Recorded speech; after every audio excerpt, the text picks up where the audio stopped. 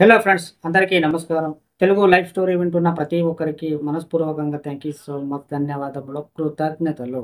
So, ఈ story ఏమిటి అంటే, ఒక వ్యక్తి గురించి మాట్లాడే ముందు నువ్వు ఎలా ఉన్నావు అనేది తెలుసుకోవాలి.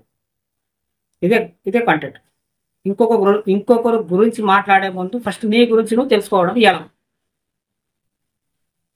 ఒకవేళ మీకు ఎవరైనా ఇలాంటి ఫ్రెండ్స్ గనక ఉంటే, లేదని మీకు ఎవరైనా సరే ఇలా ఏదైనా ఒక నెగటివిటీ జరిగినప్పుడు, సో, వాళ్ళ నుంచి దూరం అవ్వాలే తప్ప వాళ్ళని ఇంకా హత్తుకోవడం జరగకూడదు. అది పని చెయ్యకూడదు. ఇంకా నష్టం జరుగుతుంది గానీ నీకు లాభం జరగదు కాబట్టి, సో, తెలుసుకోవాల్సిన విషయం ఏమిటి అంటే మీరు పూర్తిగా వింటే మాత్రమే అర్థమవుతుంది. ఎక్కడైనా సరే ఏదైనా ఒక రిలేషన్స్ ఫ్రెండ్‌షిప్ కావచ్చు, ఇంకేదైనా కావచ్చు. సింపుల్‌గా చెప్పాలి అంటే, ఎగ్జాంపుల్‌గా చెప్పాలి అంటే అనిల్, కుమార్, సునీల్, కుమార్, వీళ్ళు ముగ్గురు అనే ఫ్రెండ్స్ ఉంటారు. సో, అనిల్, కుమార్, సునీల్. సో, అనిల్, కుమార్ వీళ్ళిద్దరూ ఒక చోట ఉండి మాట్లాడుకుంటారు. ఆ టైంల సునీల్ అనేవాడు వీళ్ళ ఫ్రెండ్ అనేవాడు వాడు ఆ టైంలో వాళ్ళిద్దరి మధ్య ఉండడనమాట. సో, అప్పుడు అనిల్, కుమారు వీళ్ళిద్దరు ఏం చేస్తారు అంటే టైమ్ పాస్ కాకపోతే లేదా ఏదో ఒక మాట్లాడుకుంటూ, ఆడుకుంటూ సునీల్ గురించి అంటే వాళ్ళ బెస్ట్ ఫ్రెండే టాపిక్ తీసుకొచ్చి నెగటివిటీ అక్కడ చేసి నవ్వుకుంటుంటారు. సో, నవ్వుతూ ఉంటారనమాట.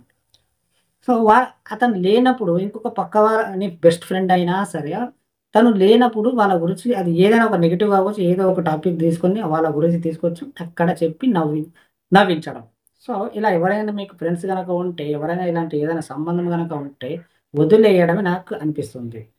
బెస్ట్. వదిలేయడం బెస్ట్. ఎందుకు అంటే, ఒక పర్సన్ నీ బెస్ట్ ఫ్రెండ్ అయినా సరే, తను లేనప్పుడు నెగటివిటీగా మాట్లాడడం అనేది చాలా తప్పు.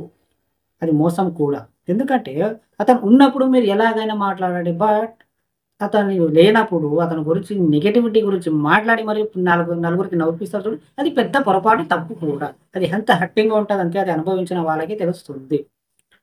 సో, ఒక పర్సన్ గురించి మీరు ఏదైనా మాట్లాడే ముందు ఫస్ట్ మీ గురించి మీరు తెలుసుకోవాలి. సో, ఒక పర్సన్ గురించి మనం ఏదైనా ఒక నెగటివిటీ కనిపెడుతున్నామంటే మన గురించి ఇంకొకరు ఎవరైనా సరే నెగటివిటీ కనిపెడతారు. ఎప్పుడు కూడా ఫ్రెండ్‌షిప్‌కి అలాయినా ఏదో ఒక సంబంధమైన గురించి వాళ్ళు ఉన్నప్పుడే మంచి అయినా, చెడు అయినా మాట్లాడాలి. మంచిగా మాట్లాడితే ఓకే. మంచిగా అంటే ఏదో ఒక పనిలో మాట్లాడితే ఓకే. కానీ టైమ్ పాస్ కోసమే. టైమ్ పాస్ అవ్వట్లేదు అని నలుగురు ఫ్రెండ్స్ మధ్యలో కూర్చొని తను నీ బెస్ట్ ఫ్రెండ్ అయినా సరే అది అతను లేనప్పుడు వాళ్ళ గురించి ఏదైనా ఒక నెగటివిటీ సమస్య కావచ్చు, నెగటివిటీ టాపిక్ కావచ్చు. సో, వాళ్ళు ఏమైనా ఒక చేసిన టాపిక్ తీసుకొచ్చి వాళ్ళ గురించి చెప్పి నలుగురికి నవ్వియడం అనేది చాలా పొరపాటు, తప్పు, హర్టింగ్ కూడా ఉంటది. సో, అలాంటి వాళ్ళు మీ గనక అలాంటి ఫ్రెండ్స్ గనక ఉంటే వాళ్ళని దూరం జేసుకోవడం చాలా మేలనిపిస్తది నాకైతే. ఎందుకు అంటే, నిన్ను వాల్యూ పెట్టనోడు నీ గురించి తప్పుగా మాట్లాడని వాడు నీ ఫ్రెండ్స్ అంటే నేను నమ్మను.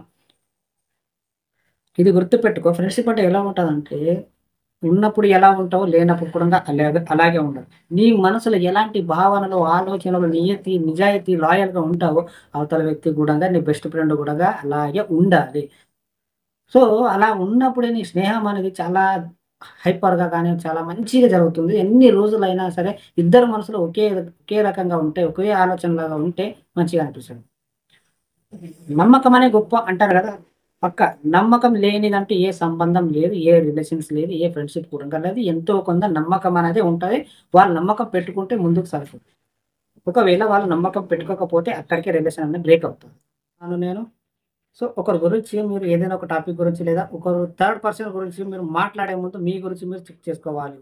ఒకరి గురించి నువ్వు నెగెటివ్‌గా మాట్లాడుతున్నప్పుడు నీ గురించి కూడంగా ఏదో ఒక టైంలో నీ గురించి కూడంగా అదే ఇంకొక గురించి ఎలాగైతే వాళ్ళు చేశారో నీ గురించి కూడా అలాగే చేస్తారు. ఇలాంటి ఫ్రెండ్‌షిప్ ఉండడం కన్నా తీసేయడమే బెస్ట్ నాకనిపిస్తది. ఎప్పుడైతే నువ్వు ఎవరి పక్కల అయితే కూర్చుంటావో వాళ్ళ ఆలోచనలు ఎలాంటివో, వాళ్ళు ఏం మాట్లాడతారు.